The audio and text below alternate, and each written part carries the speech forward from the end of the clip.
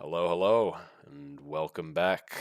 I'm Nick, Matt. and this is Nick and Matt's Everyday English Corner. This is episode 2, and today I wanted to talk about school life, specifically school life in America versus school life in Japan, which is where we're living right now.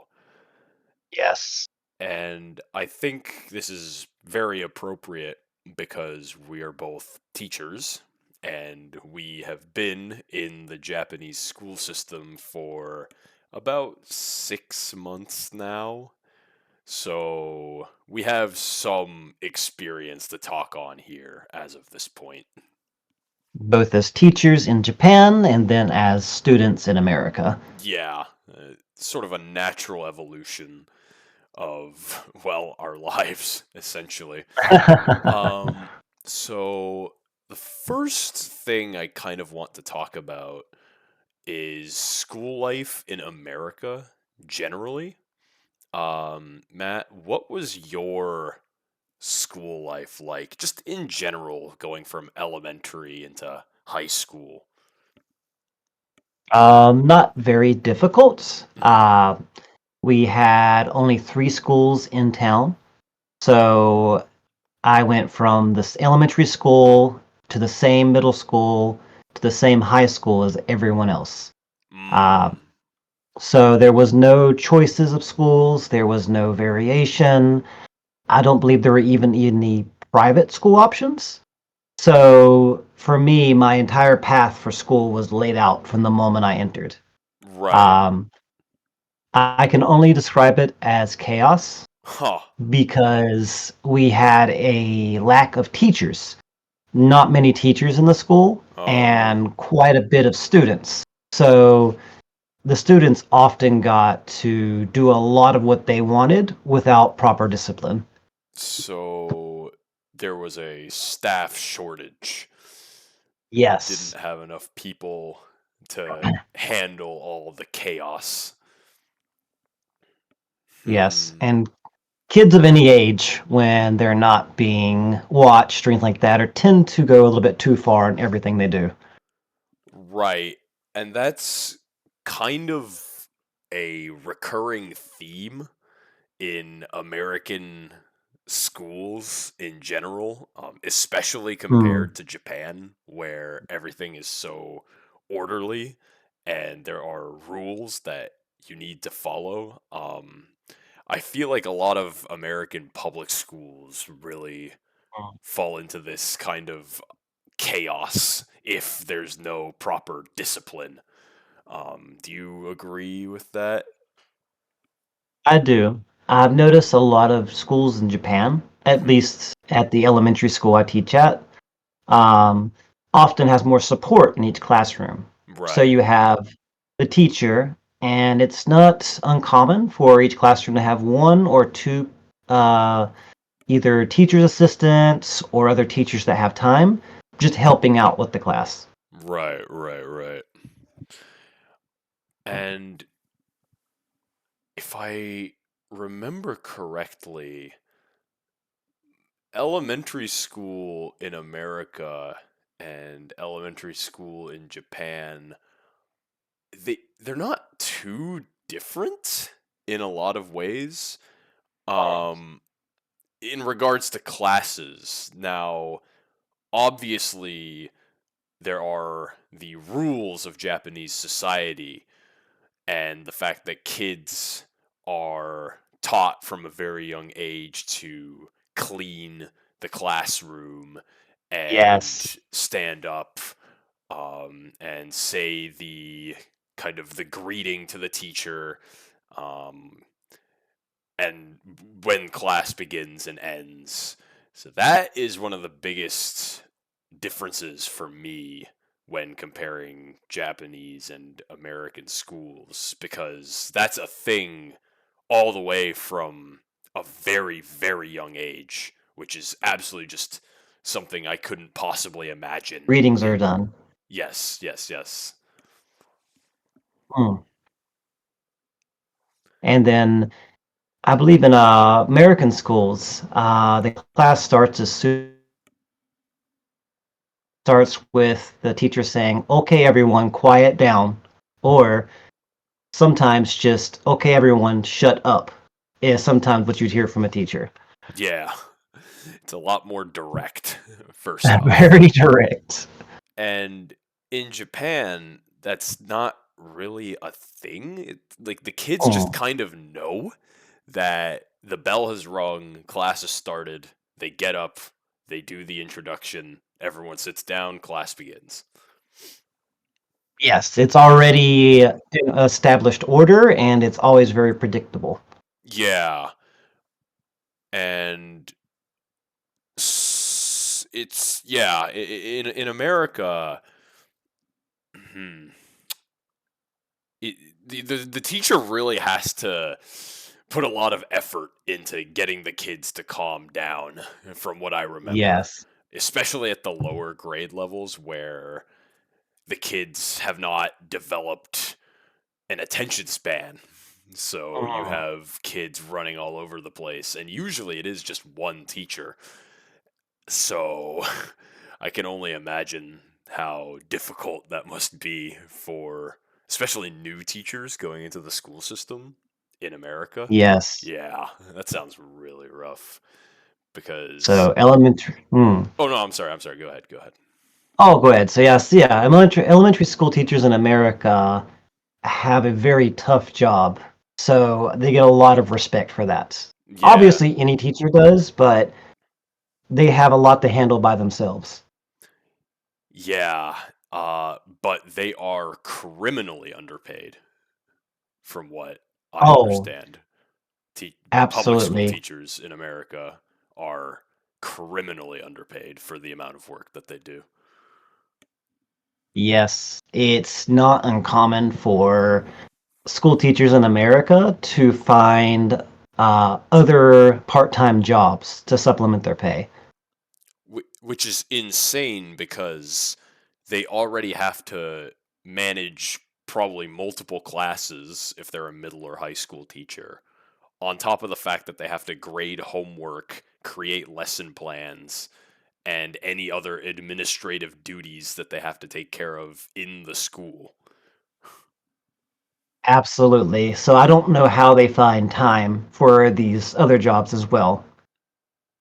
Yeah, it's it's absolutely it's a public issue for sure, but I know that teachers in Japan also work very long hours, and that is a recurring theme that comes up a lot as well around here.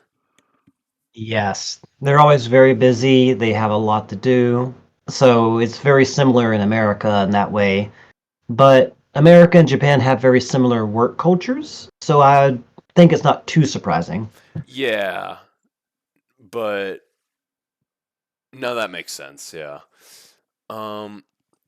Anyway, another thing I wanted to talk about was club activities because here in Japan, this bukatsu is a very big thing in school life.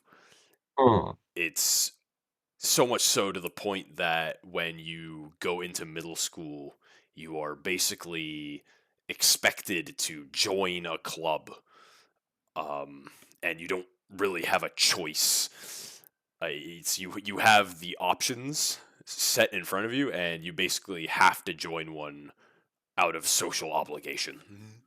Yes, it's almost required socially to be involved in some kind of club at that point. Yeah, and in America, club activities are really just if there's something you see on the club bulletin board that you're interested in, you go and do it. And from what I remember, the commitment to the club is not nearly as intense as it is here in Japan. For the most part, I believe some sports clubs can be just as intense as Japan. Hmm. But it does depend, of course, on the school and how successful that sports team is. the more successful sport teams are far more serious than the ones that just go to play each year. Right. And I remember I was talking with one of my students at one of my middle schools, and he was asking me about, well, this very topic, Hmm. the sports in America and the club culture. And I told him pretty much the same thing I told you, that it's not nearly as intense unless you're on like the football team, Yes. something like that, because that Mm. is the American sport. Yes, football was always a very serious commitment for anyone who entered the team. Yeah, for sure. I remember I would hear some stories about the football team's training schedule, and that is definitely up there with like the Japanese baseball teams with how hard they train, because they take Absolutely. that sport really, really seriously. They do. And it often shows in the play as well, so it does make for an entertaining match. Definitely. Um, what club activities did you do when you were in school, if you don't mind me asking? Um, I believe in middle school, I was part of a club called Battle Books, and it involved reading a series of books, and we would do debates or quizzes with other schools about events that happen in the books. Huh? I have never heard of something like that before. That's They, interesting. Battle it's very books. fun for people who like to read. Right. Um, in high school, I briefly played in the tennis team, but I wasn't too interested in the sport, so I did not stay long. Hmm. How about you? What teams were you in? I never did sports. Hmm. I did, I guess, more like nerd activities. When I was in middle school, I was part of the speech and debate team, and I went to competitions for that. And then when I was in high school, I was part of the robotics team, which, Oh, robotics team. yeah, That's interesting. so we would build robots to compete in a game that had been decided by kind of the robotics committee of the US. This like specific robotics, mm, what would you call it, organization created a game. Organization. Yeah, Hmm. created a game, and all these teams from different schools would build robots to play in this game and try to beat each other, which would mean we would have to program the robots as well to perform certain tasks. I see. So there's a lot of preparation for the upcoming events because you Yeah, had to get the programming ready, the actual robot ready. yeah, there was a lot of time where we were sitting in the club room just fiddling with screws and bolts and typing away on the computer to try and get the robot to do a small basic function, Oh, because that's interesting. yeah, programming is a pain, but when it works, it's pretty satisfying. Um, Yes. we never won anything, but I thought it was a lot of fun personally. Just being involved in a sport like that or an organization like that is very fun by itself. Yeah, but again, we did not have a crazy uh, commitment to this club. We pretty much just Mm. went whenever we felt like it. It was not like the sports clubs of Japan where they go and train 5 days a week to make sure they win the competition. Like we were just kind of doing it for fun, which again goes back to my original point that I feel like in America this is pretty much the case in a lot of clubs where they kind of just gather and do the club activity for fun. For fun, usually not for any big competition. If there is a competition, they're usually not very serious about it. Right, It's all like a hobby to them. right. Which is the main point I wanted to address with this section. Yes. Now, the last thing I wanted to highlight is the dress code in specifically American public schools versus Japanese public schools. Because as anyone who's watched any slice of life anime probably knows, Japanese schools 99% of the time have students wear uniforms. It's part of the compulsory education that students wear these school uniforms, and it's that whole idea of group collectivism where Yes. everyone is part of one unit, and that's just not something that we have in America from what I remember correctly. Yes. I think there are some schools in America that have like school dress codes or school uniforms, Hmm. but they're uncommon, I believe. Most schools simply allow kids to wear almost anything they would like for the most part. Yeah. Now I do want to make a point that when I was in second grade, I went to a private school, a private religious school, and Oh, that school had a uniform. yes. So if you go to a private school, there is a chance that they will have uniforms. But Yes. I'm sorry, go ahead. Go ahead. Oh, yeah. No, say it's definitely an image private schools have in America is having uniforms and a lot stricter dress codes. So that is a common thing that's thought of in the US. Yeah, it kind of like hmm, it kind of like separates them from the public system in a way. Mm. It almost shows like they're this elite institution, and wearing the uniform is almost like a sense of pride to the school anyway. Yes. And I actually believe that's similar to Japan. I think a lot of Oh, schools definitely. Yeah. take a lot of pride in their uniforms. I've read about how much goes into developing a unique uniform for each school, especially in Tokyo, where they try to separate each other. Yeah. Um, so it's very interesting how this idea of a school uniform also reflects a pride from the school.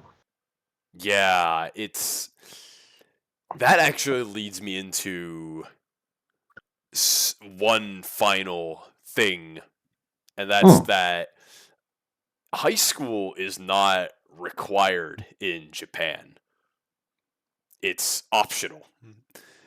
And when students go to these high schools to take their entrance exams, and they even have interviews to try and get into these schools, each school will ask these students in the interview questions like, why do you want to come to our school? And they're expected to give a proper answer because these high schools see themselves in a certain way that distinguishes them from other schools. Yes, and it reminds me of a lot of a job interview. I Yeah, believe like almost all the qualities are the same as a job interview in Japan. yeah. That was something that absolutely blew me away when I first came here because in America, like you talked about at the start of this episode, you're just expected to go to high school because that's part of America's standard education. You go elementary, middle, high school, and then if you want to go to college or university, that's a choice you make after you graduate. But Yes. in Japan, high school is a choice. Now, it's pretty much societally expected as well that you go, but you don't have to if you don't want to. Absolutely.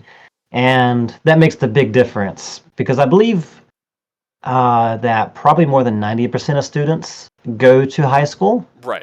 regardless, because of that reason. Yeah, but the thing that really got me is that these students don't just go to a local high school. Well, most of them do, but some of them make the choice to straight up move across multiple cities, if not prefectures, to go to a different high school that they have researched. And they basically live on their own, almost like an American college student would at 16 years old. Yes, and it's because they're prestigious high schools. And what surprised me, of course, is there are some high schools that actually have specializations, which is something that does not happen in American high schools. Yeah, that's what university is for. You Yes. search up the university that has the program of your interest, and then you apply and get in after you become an adult. In Japan, that's just part of the maturing process. It's done 3 years before they even turn 18. And that was Yeah, absolutely insane to me.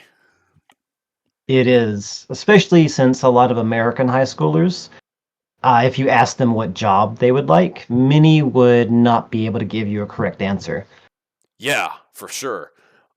That's actually something else that Japan does that I just remembered today is they have these, they're not internships, but they're like these job experiences that you can go for 2 days or so and get the experience of working at age 13 or 14.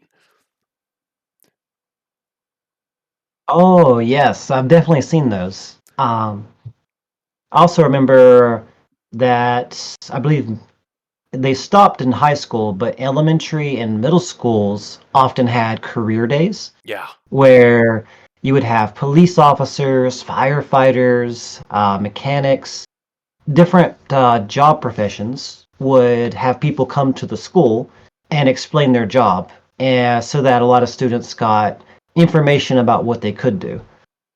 Oh, I do remember that. Yeah, that's nostalgic. Holy moly. That's yeah, when these different professions would come, or people from these different professions would come and talk about what they do, and you could ask questions. I remember when I was in first grade, we had firefighters come and talk about what they did, and that was a lot of fun. But it's different when the students actually get to go and do the work themselves. Yeah, I they feel actually like. start their future. Yeah, and it gets you out in the world, which I think is something that America could really learn a thing or two from when it comes to getting students ready to go into the world and become adults. Absolutely. It does prepare them a lot more, especially when they're moving away from their family as a freshman in high school and have a lot more responsibilities by themselves. Yeah, I think that is probably one of the biggest flaws of the American education system is that it it teaches the students a bunch of random general education topics, but there's not enough actual real life preparation for your future. Like in Japan, from elementary school, they have cooking classes that are just part of the standard education. As just an example, for one. Yeah. And they have an ethics class. Like they call it dotoku, right? It's this. Yeah. It's literally a class about teaching what is morally right and what is morally wrong in given situations. Which again, why don't we have that in the States? That would have been a very enjoyable class. You were definitely correct. Yeah, so again, this episode may sound very biased towards the Japanese education system, but since we've been working here for about 6 months now, we've lived in it almost daily. And there's so much that you think would just be common sense in other places, but it it really until you've actually like experienced it for yourself, you don't really fully grasp it. Well, it's the biggest sign for me is just how important it's considered. In America, unfortunately, education is not considered a very important thing at Right, the current age. right, Whereas in Japan, it's considered very important.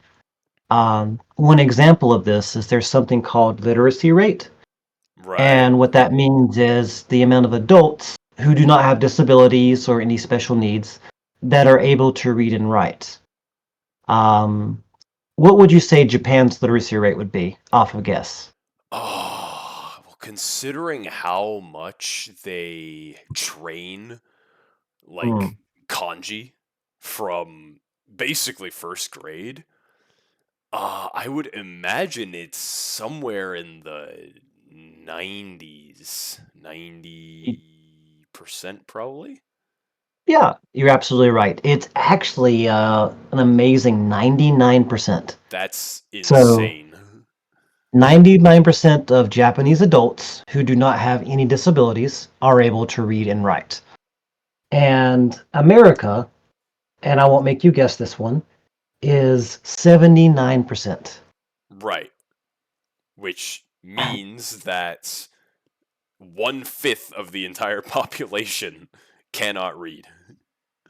That's correct. So that shows a big difference in the quality of the education system, but a lot of how it's actually seen. One problem today is the American education system is seen more as babysitting than actual learning environment. Oh.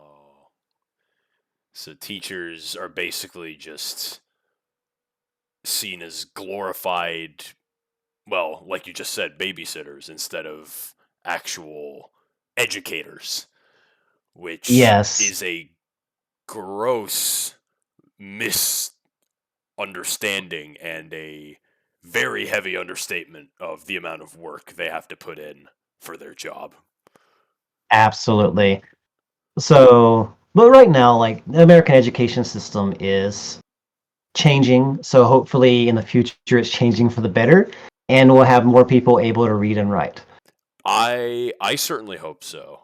Yes. Here's to hoping for a bright future for all the young kids going into the education system today in America. Yes. And I wanted to ask you one final question Yeah. before we end off here. What is one thing that really surprised you about the Japanese education system, especially coming from, like you described, a straightforward elementary, middle, high school, all in the same town, um, chaos environment? Definitely cleaning. Cleaning. Um, Ah, even even coming to Japan, I was aware that Japanese students cleaned their own school.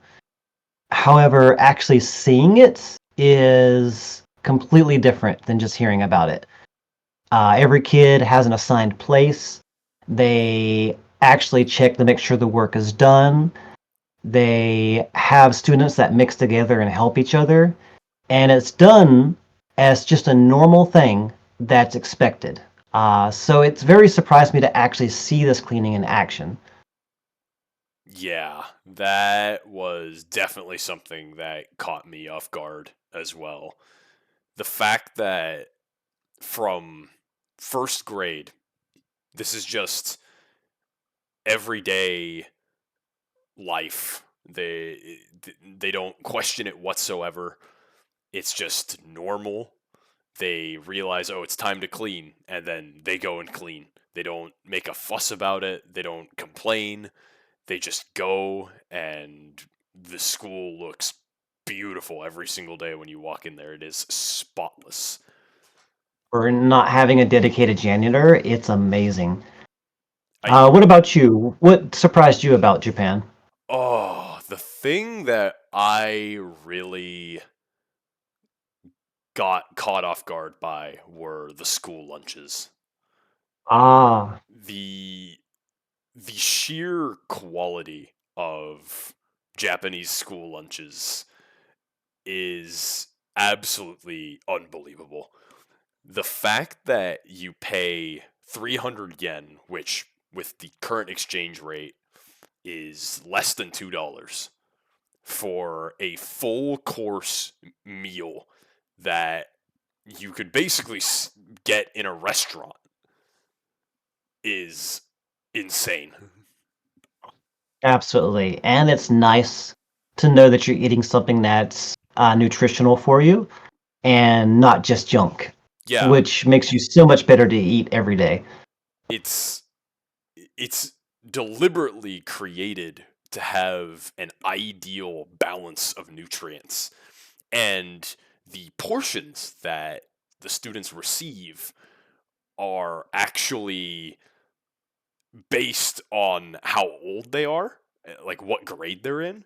So how much they Yeah, need, not like how much you can eat. absolutely. So just that mindfulness is very impressive. And I guess the one other thing that kind of, well, I knew about it, but I still had to get used to, was the student teacher relationship. And by this, of course, I'm referring to the fact that students use polite speech with teachers, no matter, well, not in all cases, but it's pretty much expected that because the teacher is your senior, you have to speak to them in polite speech. And I, as a teacher, don't feel like I'm that much older than my kids. Like I'm only older than them by at most 10 years, but they still speak to me like in a very formal, professional way, which is something that kind of caught me off guard because there is no way you would see that in the States. Absolutely. And it's something I see in elementary school as well. The younger students haven't developed a sense of speaking politely, Hmm. so they can be very casual.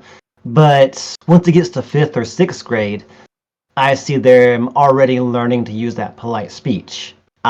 It's just they don't, sometimes they decide not to use it, and sometimes they decide to use it.